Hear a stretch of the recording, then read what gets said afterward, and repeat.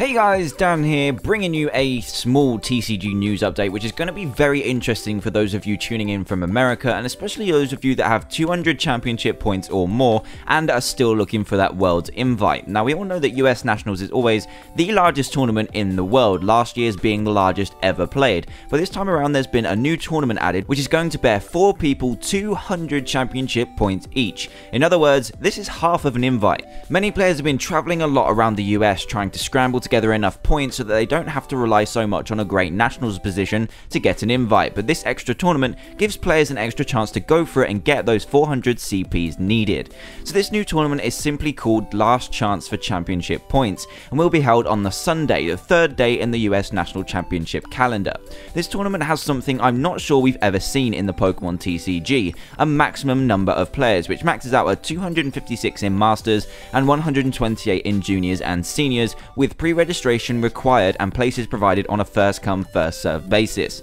Considering that US Nationals hits huge amounts of players, these places are going to fill up fast, but there's even more to this tournament that needs to be covered. Players that are currently already over 400 championship points cannot participate in this tournament, as it is kind of counterproductive, but it does seem strange that players with 199 CPs or less are still allowed to participate, as they will be taking up space in the tournament with no chance of earning an invite either, seeing as the maximum winnings is 200 championship points.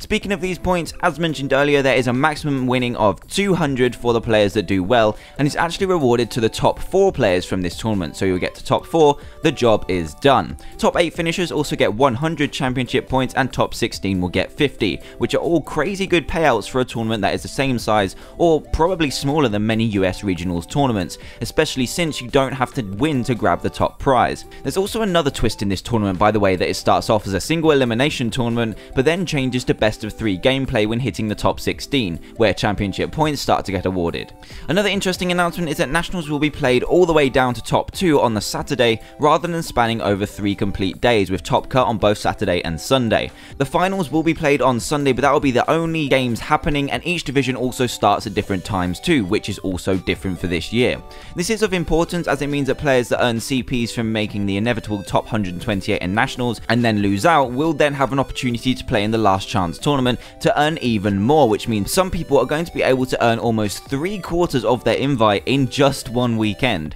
This is a huge move from Pokemon to make, and I feel it's mostly good, as it seems that they want more players qualifying for the World Championships as possible, which is always a good thing. The bad thing that players are saying about this tournament is that there's too late notice, as some players may not have planned to go to Nationals because their invite was so far away, or just not tested, built decks, bought cards and stuff like that. Something that may be a little flawed as well is the fact that 400 plus CP earners, also known as the best players in the world, are not allowed to compete in a tournament that is giving out a ton more CPs than a normal regionals. The two arguments is that 1, the 400 plus don't need the points, but on the other hand they can use it for some great testing, and they have a very high skill levels, making the others flat out earn their half an invite. If they cap out 400 plus, then I do believe that they need to lock out the 199 and below as well, otherwise it doesn't really make sense. This tournament shouldn't be easy because the amount of points on offer here is huge, so why lock out the best players in the world if you're not going to lock out the 199 and below? So regardless of what we think, this is what's going down, and it's going to be a damn hard tournament.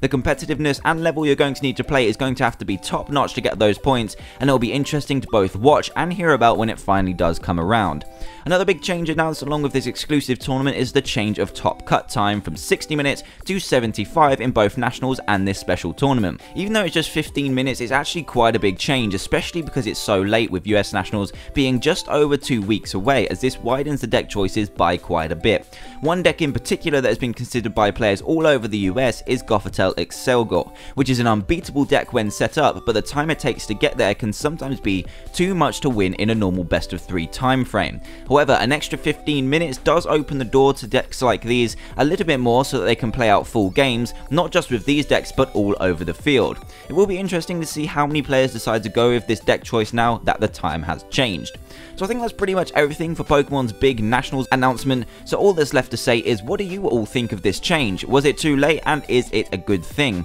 It seems Pokemon is doing a lot of experimenting with the whole TCG system in the past 2 years, so if we grin and bear it, I think we'll see some great changes in the years to come. So that's all from me today, and I hope that you enjoyed it. If you happen to be new to the channel, then please make sure you subscribe for more Pokemon videos, and a like would also be greatly appreciated too. Thanks again for watching, guys, and I'll catch you all next time.